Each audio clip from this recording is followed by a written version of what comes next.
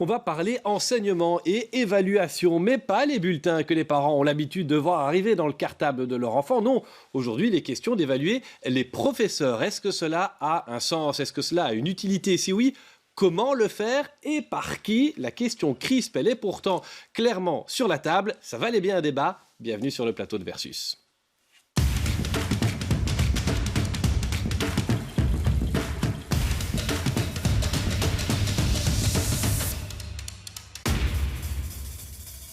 Avec notamment Paul Leblanc, bonjour, merci d'être avec nous. Vous êtes directeur de l'Institut Saint-Boniface à Ixelles. Philippe Boyqueté, bonjour. Vous êtes échevin de l'instruction publique dans la commune de Saint-Josse-Tenode. Il y a essentiellement des écoles primaires, fondamentales, mais aussi une école secondaire. On verra ce qu'en pense l'homme politique et le pouvoir organisateur que vous êtes. Alain Hérali, bonjour. Vous êtes professeur émérite de sociologie à l'ULB. Grand connaisseur de ces questions. Et puis Joseph Thonon, vous aussi, puisque vous êtes, on le rappelle, le président communautaire de la CGSP Enseignement. On va poser le débat avec vous, Alain Hérali. Qu'est-ce qui est sur la table? J'ai dit qu'on allait donner un bulletin aux professeurs. C'est pas vraiment comme l'examen du CEB, c'est un peu plus subtil, heureusement d'ailleurs. Tout à fait, c'est plus subtil et c'est adapté, me semble-t-il en tout cas, à la logique, aux dynamiques des écoles elles-mêmes. Ce n'est pas un modèle standard comme on le pratique au fédéral ou dans d'autres services publics. Ici, il y a quelque chose qui est un peu sui generis, qui est propre au milieu scolaire. Et en réalité, dans le stade actuel de la négociation, j'imagine que ça va encore changer, le système comporte deux phases. La première concernera la majorité des enseignants et elle va porter spécifiquement sur le développement des compétences professionnelles. Il s'agira, c'est très classique, il est vrai, dans ce cas-là, d'entretiens de fonctionnement. D'entretiens au cours desquels l'enseignant a l'occasion de réfléchir à sa pratique, à ses difficultés. On peut lui fixer des objectifs de développement des compétences, singulièrement pour les jeunes enseignants. Et donc, il y a un dialogue qui s'opère sur la nature du travail, sur les difficultés, sur d'éventuelles lacunes ou d'éventuels besoins de formation.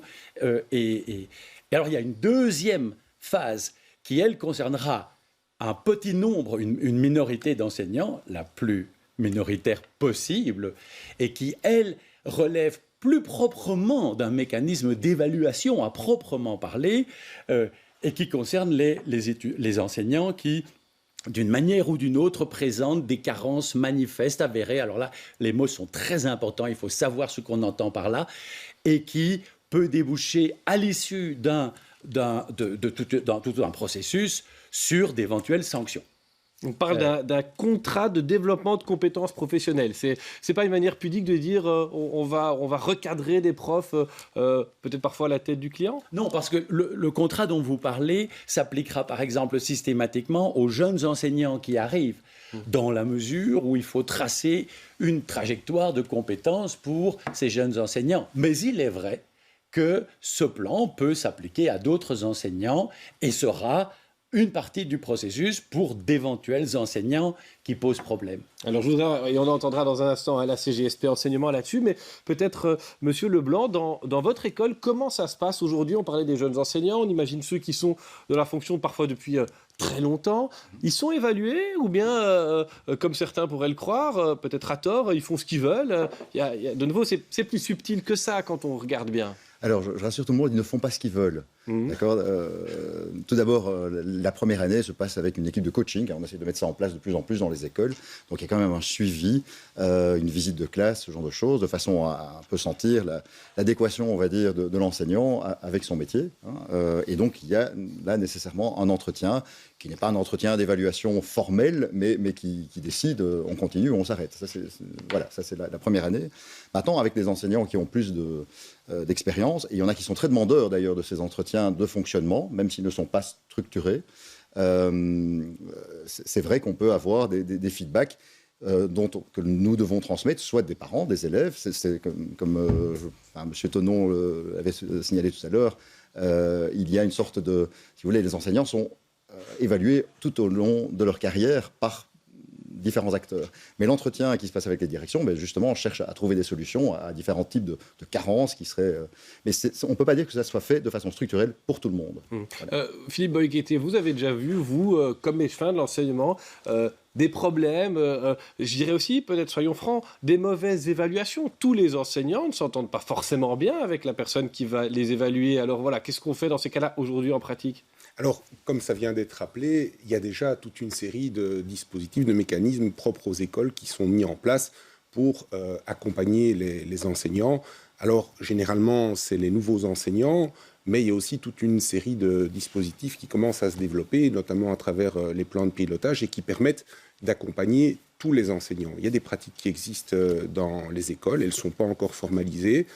Ce projet de décret a le mérite de créer un cadre, d'uniformiser d'une certaine manière un certain nombre de pratiques qui existent dans les écoles, qui sont de bonnes pratiques et qui vont être bénéfiques pour la grande majorité des enseignants. Et c'est parfois important pour un enseignant d'avoir un retour sur sa pratique, un retour positif, de pouvoir dire aussi à un enseignant qui est éloigné, qui est dans sa classe, de temps en temps, mais voilà, on est satisfait, on est content du travail qui est réalisé.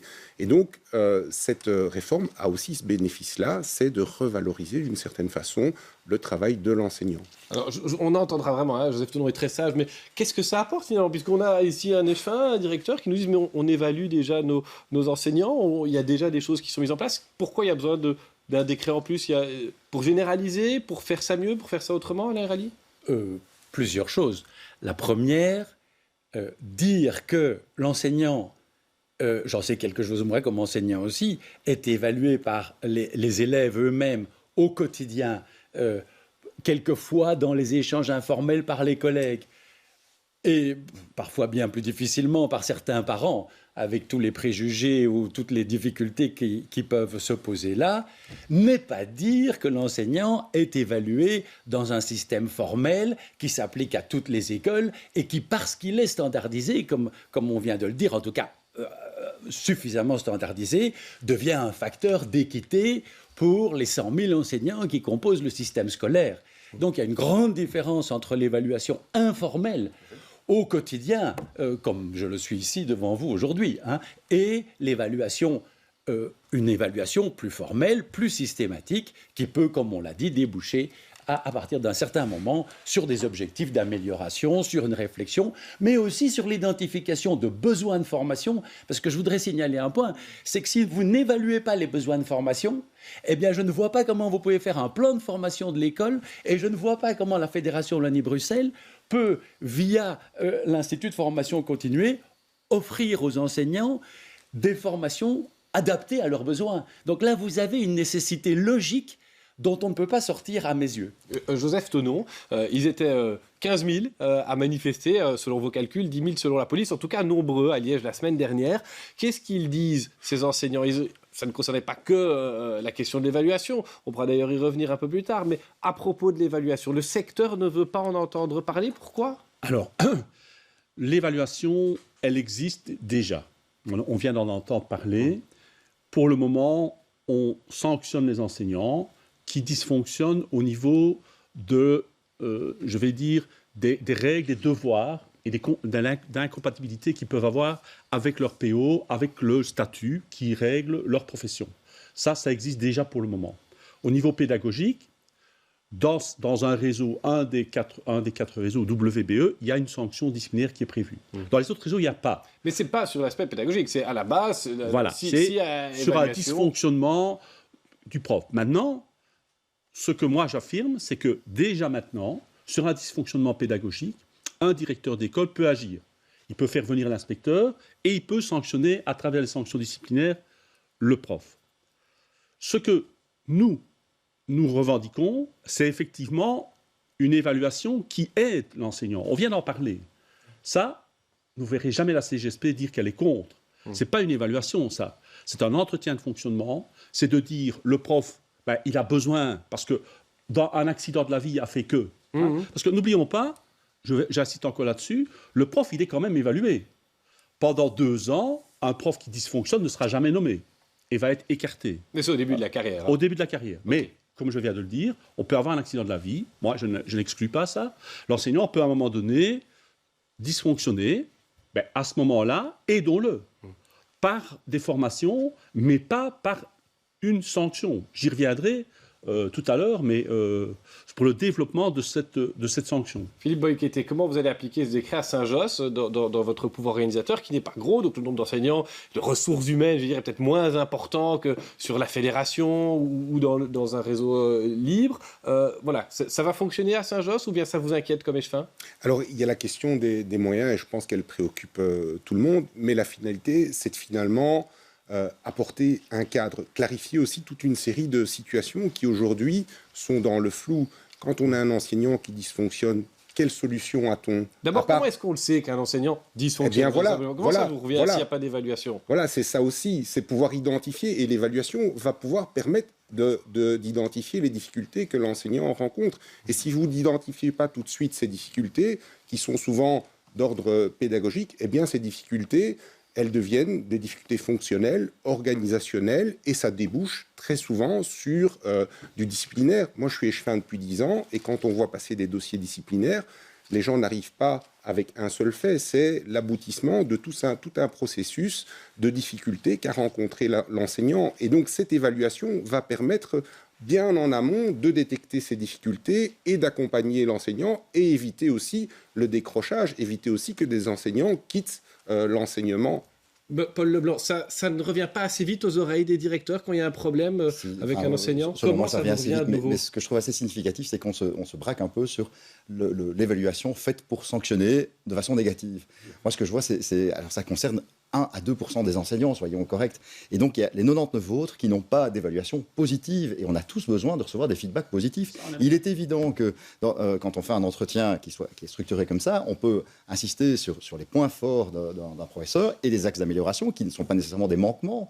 Et dire, justement, allons-y, faisons un plan de formation pour améliorer ce point-là. Mais ce n'est pas nécessairement pour ça qu'on passe dans un système de sanctions. Et il existe déjà, celui-là. On n'a pas besoin de le rajouter. Et finalement, ça se verra peut-être un petit peu plus vite avec des entretiens. Et encore, je ne crois pas. Je pense que vraiment, assez rapidement, on est mis au courant de vrais dysfonctionnements. La réponse de la CGSP. Aux deux intervenants précédents. La bonne question, elle a été posée par monsieur. Qui va évaluer? Non, mais c'est vrai. Qui va évaluer? Oui. Ça, c'est une Ce sont question... les directeurs. Et donc, j'ai une question là-dessus. Pas nécessairement. Mais voilà. Dans la première partie, la partie qui m'intéresse, la partie où je suis d'accord, un entretien de fonctionnement, des plans de formation, une aide aux jeunes enseignants, un enseignant expérimenté peut, dans le projet en tout cas qu'on a vu, peut aider le directeur. OK, tout va bien, sauf que si l'enseignant fait preuve de mauvaise volonté manifeste, c'est le terme exact, mauvaise volonté manifeste, qu'est-ce que ça veut dire? Eh bien, à ce moment-là, il est sanctionné. Il passe dans un système de sanctions. Qui va décider de ça? Le collègue. Alors là, on arrive dans une dérive très dangereuse. Si c'est le directeur qui reste à la main, je l'entends, mais si c'est le collègue qui va dire « Attendez, le plan de formation, il ne le suit pas, ça ne va pas », alors là, ça ne va plus du tout. Et deuxième remarque, la question était bonne pour une deuxième raison, c'est qui va évaluer? Moi, je vais vous donner mon expérience personnelle. Je suis professeur de physique dans le degré supérieur. J'ai été évalué par un directeur, professeur de latin. C'est compliqué pour lui de voir une équation au tableau et de m'évaluer. Il ne l'a pas fait parce que c'était un très bon directeur et donc il a juste regardé l'aspect pédagogique extérieur.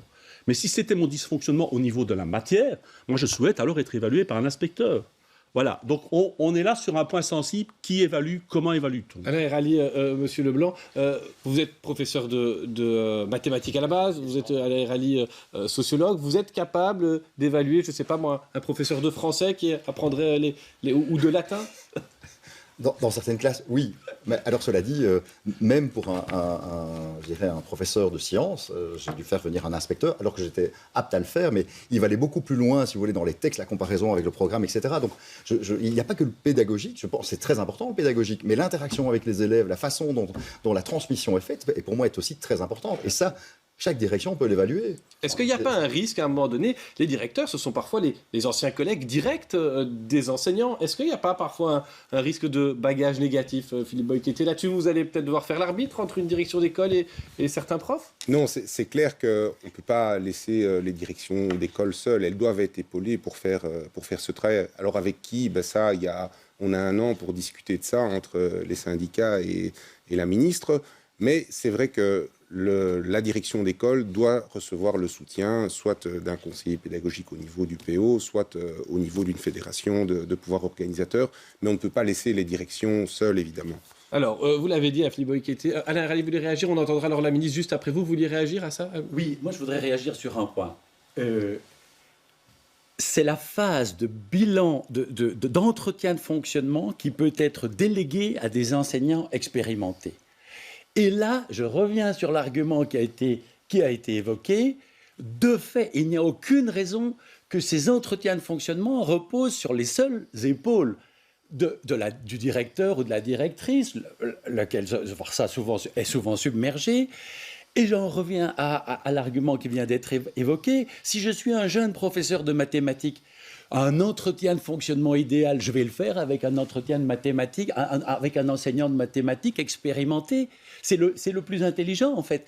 Et donc, ce processus de délégation au niveau des bilans, au niveau des entretiens de fonctionnement, est parfaitement légitime. Et il ne débouche pas sur évaluation, parce que dès qu'on arrive sur l'évaluation sommative, qui, elle, peut, après tout un processus, et qui n'est donc pas une procédure de sanction encore, mais qui est un processus de remédiation, nous ne sommes pas encore dans la logique de la sanction là, eh bien là, en effet, c'est l'autorité qui reprend les rênes. Donc il n'y a pas, on ne confie en aucun cas, dans le système tel que moi je le connais, un pouvoir de sanction au professeur, à un collègue éventuel. Mais ce qui est vrai, c'est qu'on ouvre le champ à des dialogues qui peut-être sont en tension avec une certaine culture héritée, où l'enseignant n'est pas toujours mais craint un petit peu le jugement d'autrui. Et là, on doit développer des pratiques plus collaboratives, et c'est tout l'esprit du pacte d'excellence, où au fond, le jugement d'autrui devient une main tendue pour progresser, et tous ensemble, on s'entraide les uns les autres pour progresser. Je dirais une dernière chose.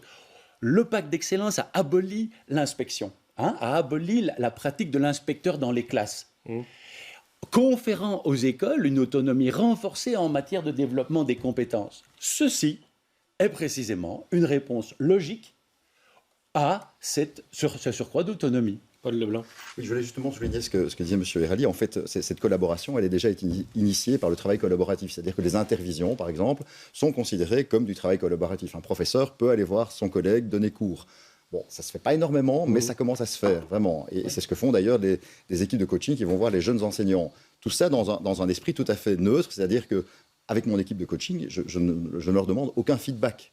J'estime que pendant la première année, leur rôle est d'intégrer les jeunes enseignants dans l'école et justement, pour que le système soit pur, voilà, on ne doit pas avoir de feedback de leur part. C'est à moi de faire mon idée. Et ensuite, sur la partie collaboration, de plus en plus, et d'ailleurs à la fin des inspections, c'est des inspections de niveau qu'on avait et plus des inspections de professeurs, on regarde si la collaboration se fait entre les professeurs. Et d'ailleurs chez nous, les examens d'une matière se font toujours le même jour, justement pour que les examens soient le plus communs possible. Voilà. Alors, la ministre, on l'a dit il y a un instant, la ministre Caroline Désir a rencontré les syndicats après la manifestation de la semaine dernière. Elle a fait une petite concession, vous allez la commenter pour nous, mais on écoute d'abord Caroline Désir, la ministre socialiste de l'enseignement obligatoire. On a envie de laisser le temps pour expliquer ce texte, pour le laisser encore maturer, le faire encore évoluer, puisqu'il y a toute une partie en fait de l'évaluation qui est conçue simplement sous la forme d'un entretien de fonctionnement, de formaliser du temps pour parler de son travail, éventuellement d'avoir accès à de nouvelles formations, etc., qui est en fait très positif, qui est de l'accompagnement pour les enseignants. Et le volet sanction, qui existe effectivement dans le texte, est tout à fait secondaire, on va dire, et rarissime, dans le cas où un enseignant aurait agi de manière répétée avec de la mauvaise volonté ou de la mauvaise foi, ou aurait refusé de suivre des formations pour s'améliorer, etc. Au bout de tout un processus qui comprend des balises très précises également. Donc ça ne se fait pas comme ça du jour au lendemain. Il faut plusieurs mois entre chaque étape, avec des rapports d'évaluation négatifs, un projet d'accompagnement personnalisé, etc. Elle le dit, dès le début de l'interview, on a voulu donner du temps.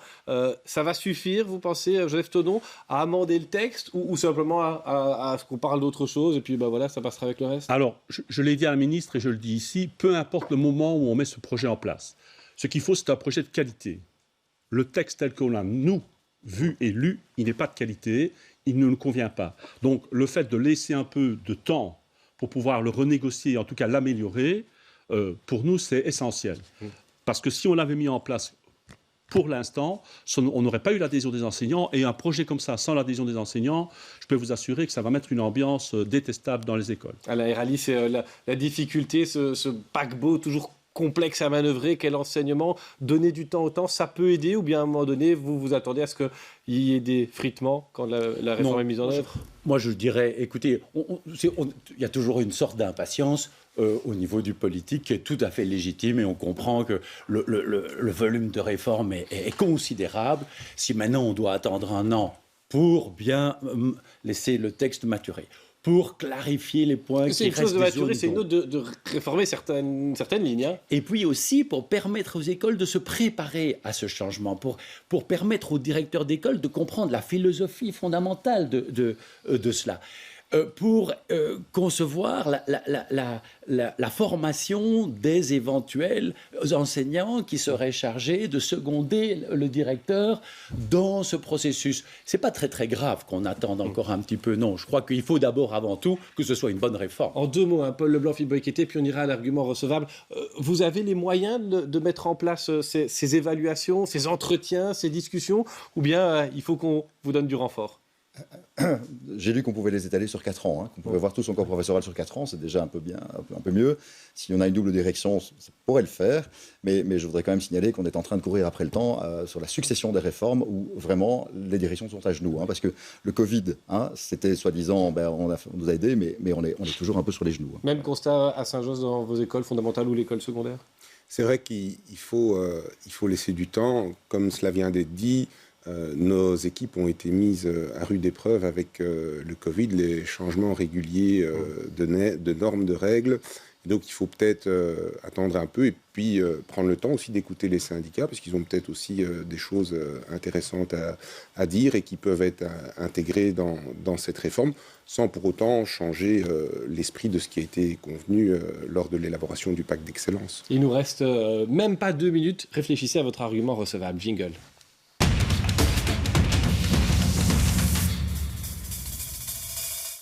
Philippe Boyquetté, puisque vous avez la parole, un argument recevable que vous avez entendu par rapport à cette réforme, peut-être de l'autre côté de la table aujourd'hui? Il faut laisser du temps au temps. Joseph Tenon, vous avez 25 secondes même. Ça, c'est tout simple. L'argument recevable pour moi, c'est oui à une évaluation qui consiste en une aide pour les enseignants qui sont en difficulté. Si c'est ça, ce sera oui. Alors ce sera oui.